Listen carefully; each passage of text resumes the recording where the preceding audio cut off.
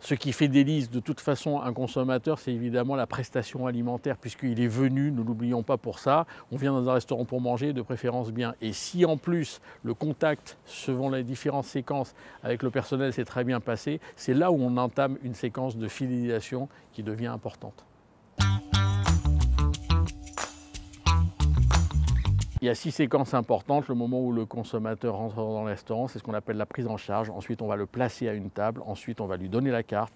Ensuite, on va prendre sa commande. Ensuite, les plats vont arriver. Ensuite, il va demander l'addition et ensuite, il va partir. Ces séquences-là peuvent créer chez le consommateur soit de la satisfaction, soit de l'insatisfaction. Et c'est ça qui va déclencher ou pas le fait qu'il a envie de revenir.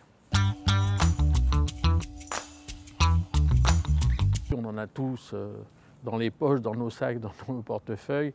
Ça marche dans la restauration pratiquement que dans la restauration dite rapide. On dit qu'il faut attaquer utiliser la technique du PSI, peu, souvent, à l'improviste. Si vous offrez systématiquement, quand on prend un café, des gâteaux, le jour où vous enlevez ce gâteau-là, on va vous dire il n'y a pas de gâteau aujourd'hui, donc il faut que ça soit peu. Il ne faut pas que ça soit automatiquement des gros gâteaux, souvent, mais surtout à l'improviste. Et il faut surprendre le client, et c'est quand on lui fait des petits cadeaux alors qu'il ne s'y attend pas qu'il va être touché.